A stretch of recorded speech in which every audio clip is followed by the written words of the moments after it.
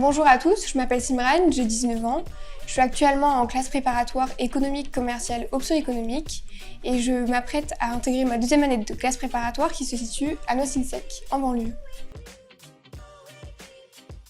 Parce que le niveau d'enseignement est différent. On a un enseignement qui est très encadré, on est en petit comité. Moi cette année j'ai une classe de 15 élèves, mais habituellement le comité s'ajuste autour de 30 élèves. C'est une filière qui permet d'exercer un travail qui est plus rigoureux et beaucoup plus encadré qu'à la fac. La formation de classe préparatoire, je l'ai connue à travers mon professeur d'économie. J'ai eu également l'occasion d'avoir plusieurs personnes qui sont venues faire la présentation de la classe préparatoire, dont mon prof actuel en première année de classe préparatoire. Il nous a ainsi expliqué le déroulement de la classe et comment ça se passait. La formation est très générale, c'est dans l'affiliation de la filière économique et sociale que j'ai suivie en terminale. On a des matières qui sont générales comme l'économie, 8 heures d'économie, 8 heures de maths, beaucoup de culture générale qui se divise entre 3 heures de français et 3 heures de philosophie, et ainsi que les langues, donc l'anglais et l'espagnol. Donc l'enseignement reste très général mais très rigoureux et spécifique. Je pense pas que c'est une formation qui est réservée seulement aux bons élèves. La barre d'admissibilité pour les prépas de proximité se situe autour de 10 et 12 de moyenne, comparée aux prépas parisiennes qui sont beaucoup plus exigeantes concernant les notes, alors que nous, on se concentre plutôt sur l'envie de l'élève à vouloir se surpasser et se dépasser dans son travail.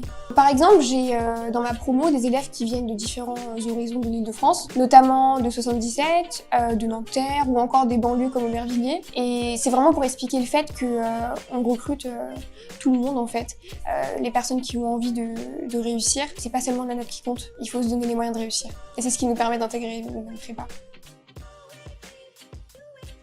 Après cette première année de prépa, j'en ressors très grandie parce que j'avais beaucoup peur d'intégrer la classe préparatoire.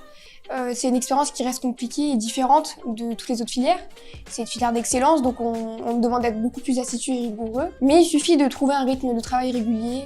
Moi, par exemple, je travaillais beaucoup plus les soirs en rentrant que le week-end. Comme ça, je pouvais me libérer le week-end pour avoir du temps de loisir. Et c'est vraiment important de trouver son rythme. Doucement, mais sûrement, on peut y arriver.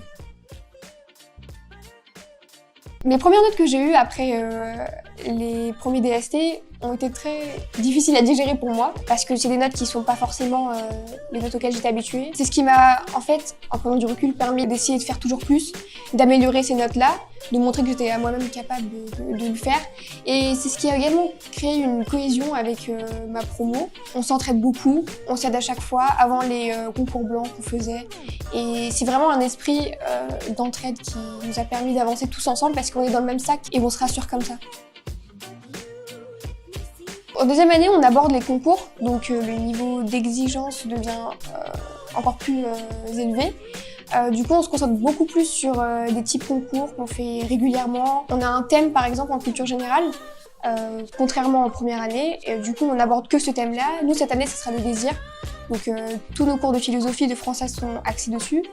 Donc, en fait, on spécifie chacune de nos matières afin d'être au mieux préparés au concours. Concernant la poursuite de mes études, je pense me diriger vers une école de commerce.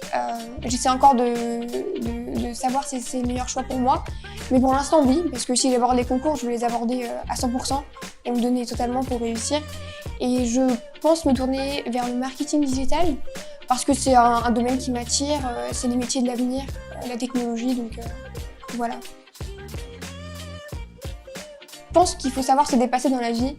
Et il ne faut pas avoir peur de franchir le pas, d'aller vers une destination qui nous fait peur. C'est ça qui va nous faire grandir. Même si après les 2 ans de prépa, on ne finit pas en école de commerce, c'est une expérience qui va nous marquer et qui va nous être nécessaire, même dans le monde du travail plus tard. Et il suffit d'y aller. Et avec un peu de courage, on réussit à tout faire.